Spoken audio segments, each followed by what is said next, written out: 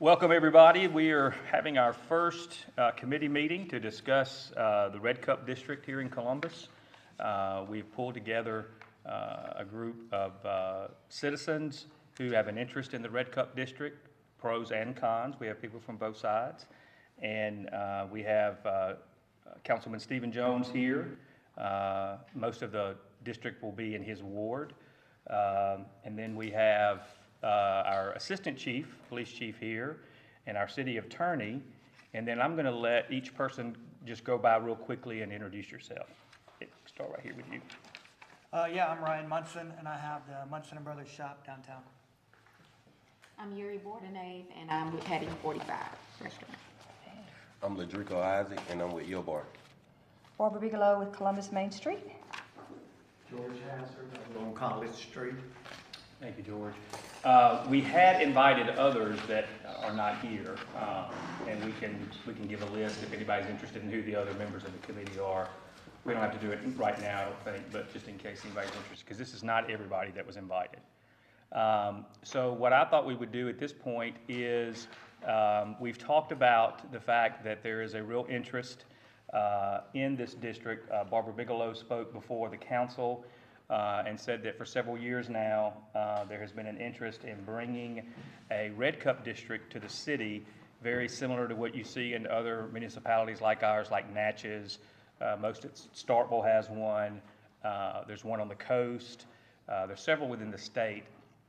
And primarily what we were talking about doing at this point was trying to do it in the downtown area near where all the restaurants and bars are located within the city, which would allow people to be able to stop in, have dinner, have a drink, and then if they wanted to walk around and shop, could carry a drink with them. There are major stipulations with that, time, what type of cup, all these different things that we want to discuss, and part of why we have this group here today. So what I thought we would do is I thought it might be good to let Barbara start again like she did at the council meeting and kind of give us a historical perspective from there. And then we'll let everybody ring in and ask questions this is to be very informal, but hopefully productive. And I ask everybody to be courteous to everybody regardless of their opinion and how they feel about it. I think it's important that we talk this through so that we can gather good information to take back to the council for a vote. Ms. Bigelow? Okay, thank you. I am Barbara Bigelow with Columbus Main Street, and I did speak before the council, I guess 2 meetings ago. And I have been looking into this Red Cup ordinance, as we're calling it, for about 5 or 6 years. It's nothing new in our state. As the mayor was mentioning, there are several cities, I have a list of them here, that already have this ordinance in effect. As Main Street Director, I did contact several of my peers, other Main Street directors, and my question to them was, is this good for your community? Tell me the good, tell me the bad. Tell me is it a good thing that we should even be considering? I got no negative comments at all. I did get a lot of positive things. It's increased walkability, it's increased shopping in the areas where the district was designated. Restaurants and retailers did see an increase in business. New businesses had even been attracted to these specific areas because this ordinance was in effect in that community. An increase in tourism had been noticed, and food and beverage tax had improved. These are just a few of the things that were said to me and sent to me by email that I think are really important for us to think about because they're all important to our community and would be very positive for our community. I've just basically received no negative input at all from any of these folks. We have new lighting downtown, which makes it, I think people feel better, they feel safer, and I think that would be a positive for us in the downtown area. It's just, I think it's a good thing. The mayor did mention several communities, large communities and small communities that already have this in effect. I know Natchez has had it in effect, and our police chief just came from Natchez, so and you may be able to weigh in on that as well, Chief. I just think it's, we have Mr. Munson, who has a business downtown, has spoken, and myself have spoken with several business owners downtown, not only restaurants, retailers, to see what their reaction was to this. To my knowledge, there's no negative input. Is that correct with you? No, I haven't had any. Yeah, negative yeah. feedback. So I just think it would be a good, positive thing. We're always looking for ways to bring tourism into our community, not just our downtown area. I'm interested in downtown because that's what my organization represents. But I think it's a very positive. I think it would be a very good thing for us. And I had just asked the council at that point to consider it strongly. So I'm glad we're moving forward. I appreciate Councilman Jones being here and the mayor and the other ones that are involved. And I just hope we can make it work. Barbara, before you go on, we've had a question submitted. Can you define what the Red Cup District is? What the district is? Yeah, can you define what that means? Where the Yes, streets the will be. Leisure and Recreation District is a district designated by your city council locally, a mapped out area that is called LRD District, and it is an area where the council can place an ordinance in effect to allow Go Cup, or Red Cup, as we're calling it, as the mayor just explained. It is approved through ABC. All of these other communities that have this ordinance have these leisure and recreation districts. They're called LRDs. They have to be contiguous, do they have to touch each other? They are mapped out specifically, and the ordinance applies strictly to that district. But it could be more than one area. You can have more than one area, right? Okay, that's all, thank you. Barbara, do you have a map that y'all have ever looked at before? I do. Um, Yeah, I made a few copies, I probably don't have enough, but I think I have. The reason why we did it committee was to determine what area that will be, and if we want to do it in other areas also. So that is the part of why this committee is in place. So that has to be just one. Downtown was the one who submitted this particular one, but other areas may also want to be considered as well. That's right. And I will, if I may say something about this map that we're looking at is strictly, this is the map that was approved, I want to say back in 2009, for Columbus to have what is called an entertainment district. Now that's a different district than what we're discussing today. This really relates to venues. They are designated on this map, and they were allowed a tax advantage basically on any tickets that they sold. So this is just a map that was used then that we thought we could change in any way, and it would help us to start working for our district for the downtown area now. This is not really what we are saying we would use. We need to discuss it. Isn't that the way you see it, Mr. Jones? I know you looked at it. Okay. Well, like I said, we have other people here that's not actually in this district, so that was why we included them to see what their input would be, if they have anything they want to say. That's right. I did get some calls on not just the downtown area, but the number 9 area also, which is 7th Avenue. Saying they would like for it to be included in the area, so, you know, whether it's gonna be just walkable distance, you know, of spots, or, you know, how we wanna include it, so. Yeah. That's a pretty good walk. Yeah, well, I mean, just in this main area of that area is where they. Which would be a separate district from the downtown. Absolutely. I Right, understand. but it is part of this entertainment district.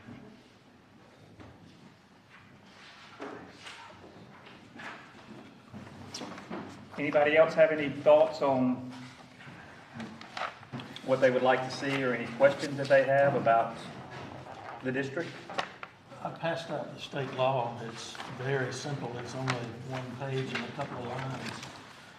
It doesn't have anything in here about a distinctive cup, but I think it would be smart at least to put a ounce limit on the cup, so you couldn't get a Go Cup that is a half a gallon. Meridian did 16 ounces, Starkville's did 16 ounces. That seems like a reasonable amount in a pint. Right. And The rest, you know, one thing to consider other than the geographic area and the map is the public safety measures are required that we specifically in the ordinance say how we're gonna address public safety. And also,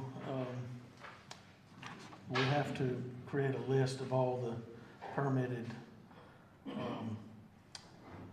permittees that sell alcohol within whatever district is defined. That's gotta be submitted to the state. And then as new businesses come in, we can add to that list? You can add, I'm assuming that it would be a continuing obligation to add and delete, but it doesn't really say that. Which currently, right now, I can sell a growler, as long as it's sealed, a growler of beer for 64 ounces to go to anybody. What's a growler? A growler is like a half-gallon jug Yeah, of beer. beer that comes straight out of the It's tap. like a jug. You know, you have the Zachary daiquiris that go out with a piece of paper over top of the straw, so it's considered sealed that way. Gas stations are selling daiquiris with alcohol in them with just a lid. So I just say that all we're doing is legalizing the ability for them to actually drink out of the cup, which I think many people are doing already. But we're making it legal in a specific district, in a specific cup, and just, to me, we're clarifying the rules a little bit more because it's hazy at the moment for some in this town, and that's in a lot of municipalities. And one of the things I think we need to talk about in this committee too is because when we first brought this up to the council to begin discussion in the work session, we were saying beer and light wine, and then it was brought to my attention that in the original one that alcohol was included as well. So I know that people want that to be included, not just beer and light wine. Now, I don't know if you were able to get it to, where did Joe go? We had a copy, you had a copy, Ryan did, of what Tuscaloosa has up to explain to the community, you know, how it works, what you can and cannot do. Those would be definitely things that we need to do in the process. But Mr. Hazard, I know that you were opposed to it, I believe. Are you still feel that way? Would you like to give us your comments? Well, I have some copies of my comments. Oh, okay, good. For the committee to consider Yeah. this time. Sure. This is very informal. Okay. While he's doing that, can I add another Sure. comment? The ordinances from both Jackson and Meridian have some provisions about not being able to operate a motor vehicle with an open container in the district. Believe it or not, you can walk around with an open, you can't walk around the town with an open container. You can drive with it. But you can drive with one. Yeah. So unless. if Makes you're gonna no have- sense. If you're gonna have people walking with an open container in the district, might not wanna have them driving with an open container too. That's something to consider. Well, that would be any motor vehicle, like driving and go-karts and all that good stuff too. The only way to have a legal golf cart is for us to pass an ordinance making it legal, and we don't have that passed right now. So anybody doing that right. is They're still already illegal. Oh, they're all over. they're already illegal. But yeah, I think it would be equally, common sense would tell me it's equally applicable to a golf cart. And whether we want to put a time on it, whether it's gonna be start at 4 o'clock that evening, or is it all day, or, And end at you know, I know it 9 would or, probably yeah. end at 9 or 10, because you have people that do live downtown, so you definitely want to put a cutoff time, or wherever it may be, you know.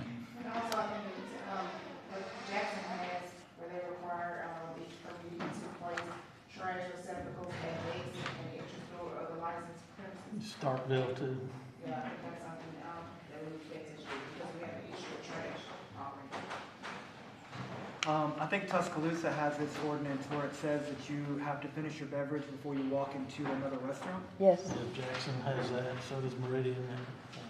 several of them do. I really like that idea because then you know that they have to purchase a new cup every time and they're just not out there filling up their cup. So they've got to throw theirs away and then go get another one where you have a paid staff member who is deciding whether or not they're intoxicated, whether or not they're going to serve them anymore. So they're not just out there drinking as much as they can, you know. It gives you a little bit more regulations and more eyes on that person.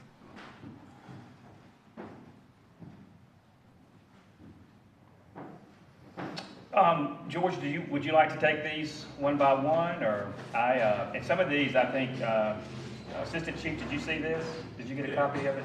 Because I think some of these are kind of towards law enforcement and being able to manage it. George, if you want to. I'd say one thing, I talked to 3 city officials. Ms. Ferris, Assistant Chief Johnson. I'm Ward, Assistant Chief Johnson. I talked to Johnson and another gentleman who's behind the counter at the police department where they find. And all 3 of those people were responsive, were pleasant. They did not act like I was putting a burden on them by asking a question.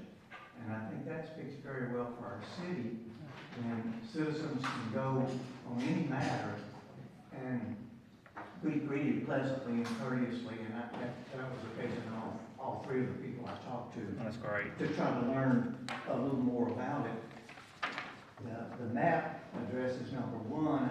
I do think most people on first glance would not see the district as big as it is on the map. They would think more Market Street north to south, but Ryan and Harvey's and all I see are included in it, which certainly gives me pause with simply the square footage or square mileage of it.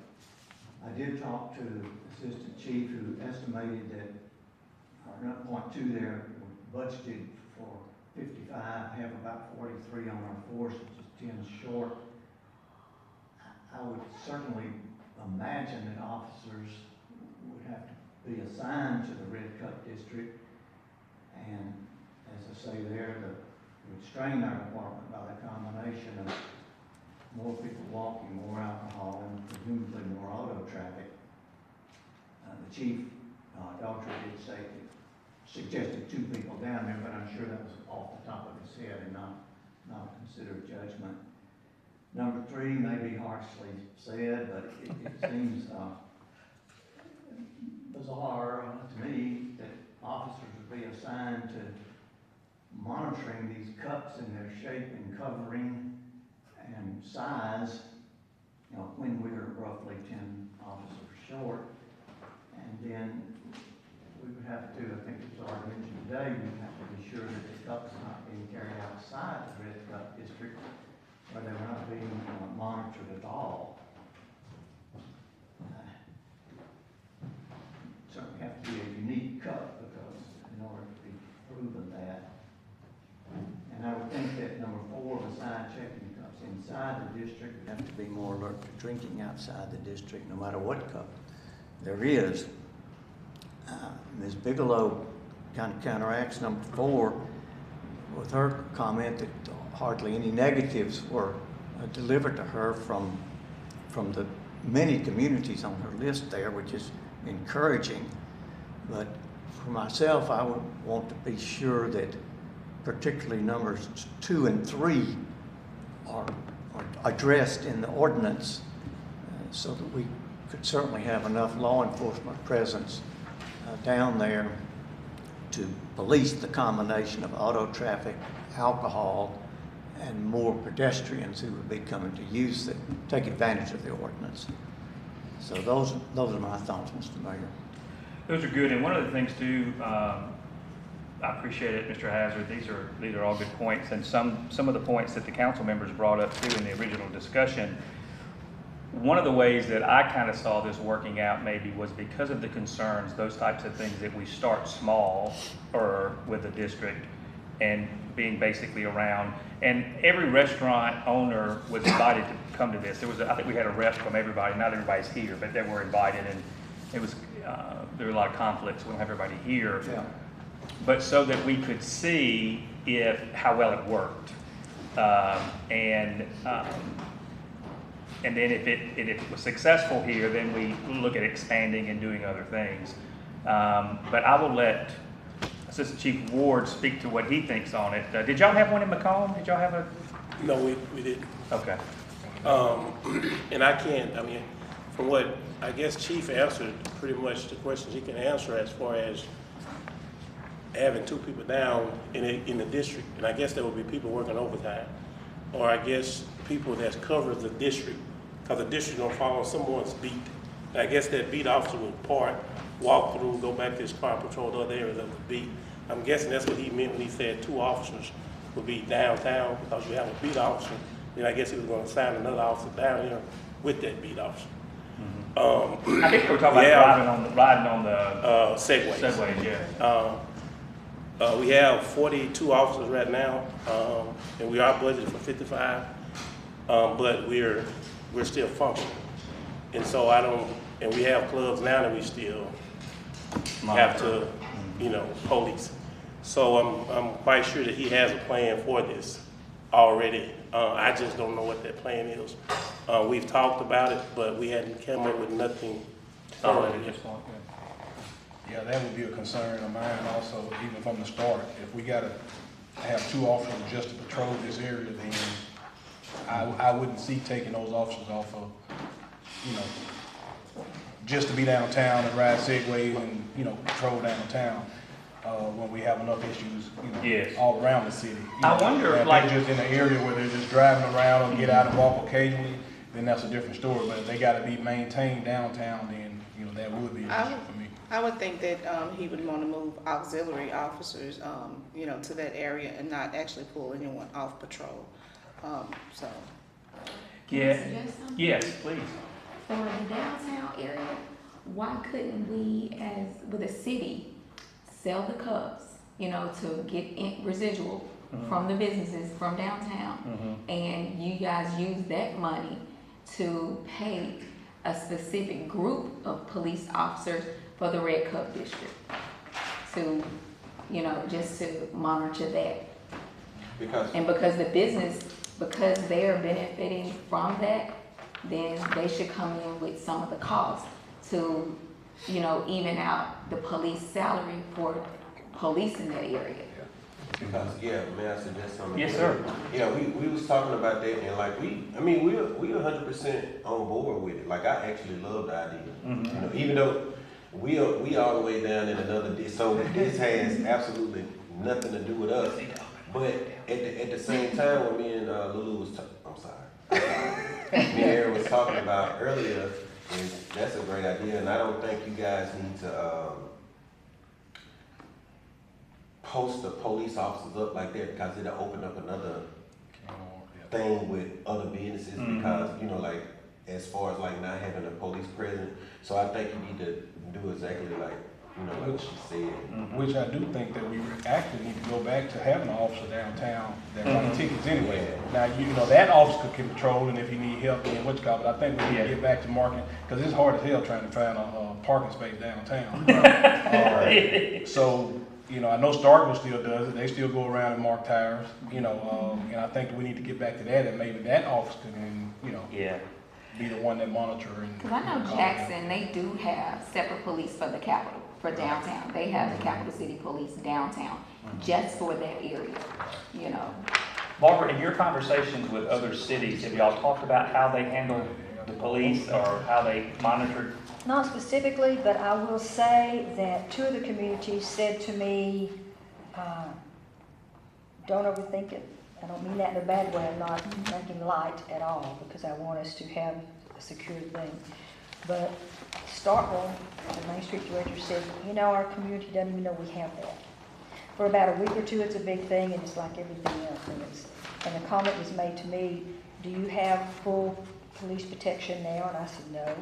Your restaurants are serving much more liquor than you're going to get in 2 or 3 of these classes in a night. Just because you're walking on this, and I'm just telling you what I'm Sure, that's what, It's not, from what I've been told, that does not mean that Columbus will follow in these steps. I hope so. But it just, I don't know that they have designated, I could sure ask, specific 2 or 3 officers every day from 11 o'clock or whatever our times are. And I don't want to say that wouldn't be necessary, but we don't have it now.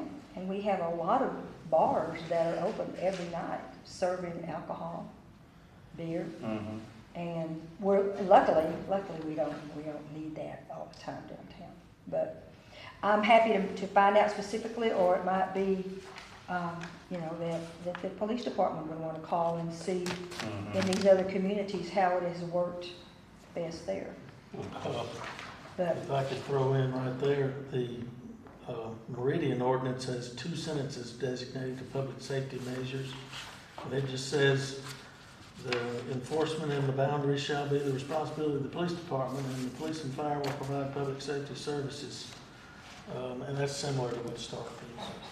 They just said, yeah, Pretty simple. They didn't get a specific. 5-page plan. It's just, we're gonna enforce the law there too, basically. So question. Yes, sir. I think the biggest uproar that this can take as far as the city, if this is gonna be something downtown, I think you guys need to go ahead and let the people know that this is just gonna be strictly downtown, because a lot of people in the neighborhoods, they are asking about this and that, and everybody's gonna want a red cup district, and we already know that cannot happen. So I don't think we need to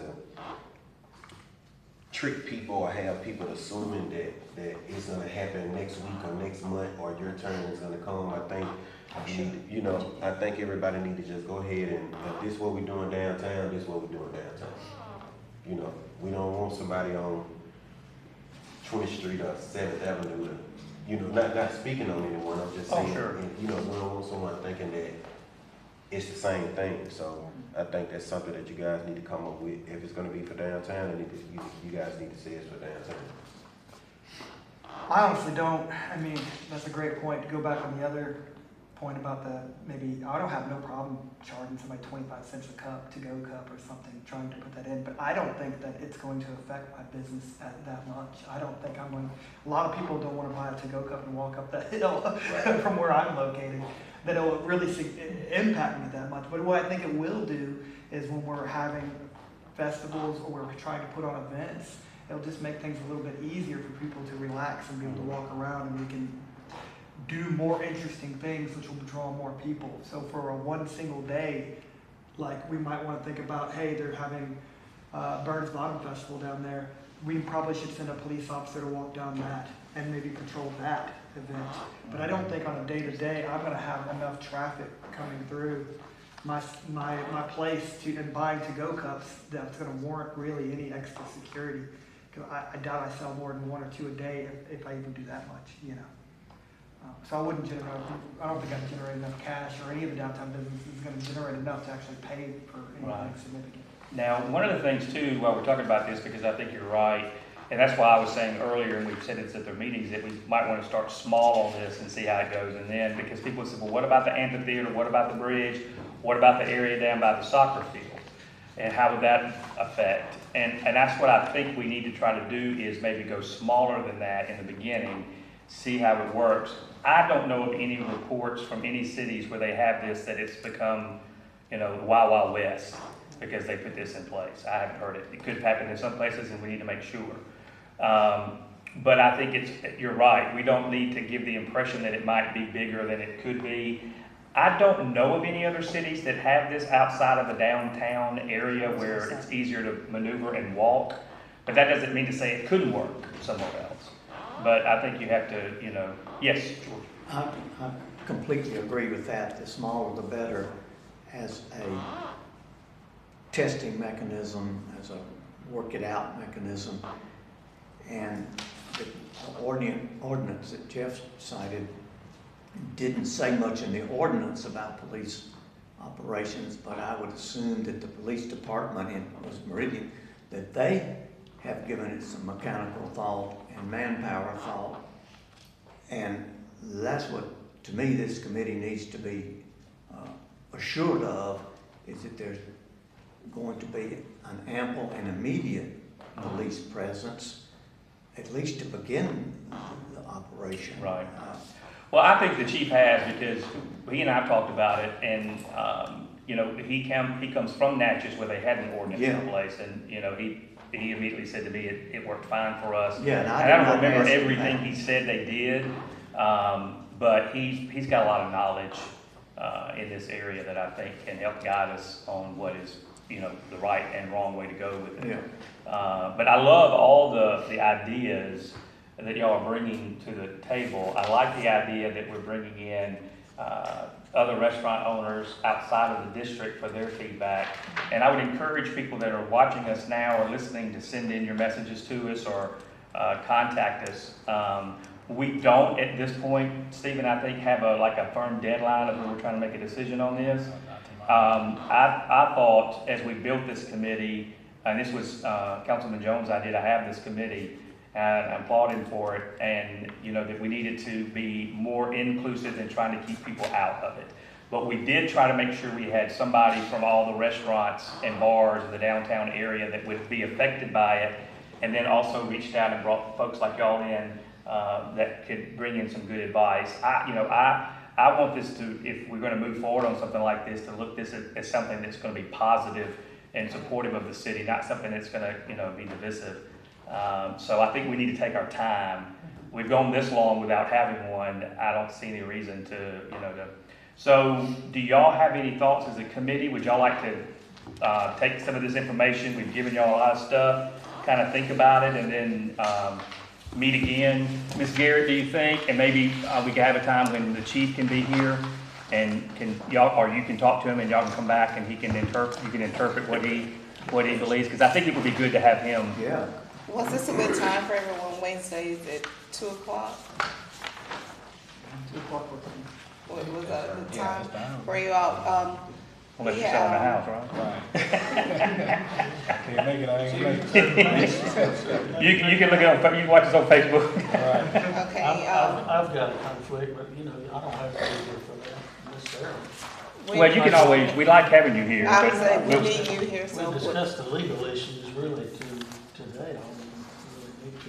Did you want to see that draft from Tuscaloosa? Yeah, will you just throw it up there since we took the time to do it? Doing that, I guess everybody's in agreement, we're gonna make this smaller, right, for us, so that may be. Yeah, this is just. Yeah, this something was- that's this already- was- That's a homework assignment. Yeah, this was entertainment district. This is just Right. something she had to work with. Right. But a portion of this would be the original Red Cup district. And- Oh, okay. And we have to have a geotechnical map, or geo something map, once we define it, so we might as well work on that. Yes. Barbara? So, Ryan, would you kind of like to tell us what this is? And I definitely can't read it from here, but this is just a very simple window clean that the businesses have all around their entertainment district in Tuscaloosa. And it just explains how to dispose of the cup, what kind of cup. They have a cup where you have to have their logo or it's embroidered in some way that you have to be using. It tells you that you have to throw it away before you enter into a new restaurant, so you always have to be purchasing a new one if you want to continue doing it, and kind of defines where that district is. And so something like this, I think, would definitely need to go up and on all the window clings to let people know where they can do it and kind of spell out the rules for everybody so people don't step outside of them. well, and I'm glad you brought that up too, because one of the concerns I have, and we haven't talked about it today, is litter. That's one of the reasons that I would like to have a specific cup so we can tell if the people that are drinking this are throwing them on the street. Because we don't want that. We're fighting litter as it is. The groundbreaking for aluminum dynamics, they gave out some aluminum. They sure did. They're nice. Those would be cool, because if they're littered, they'd be worth something, people could pick them up.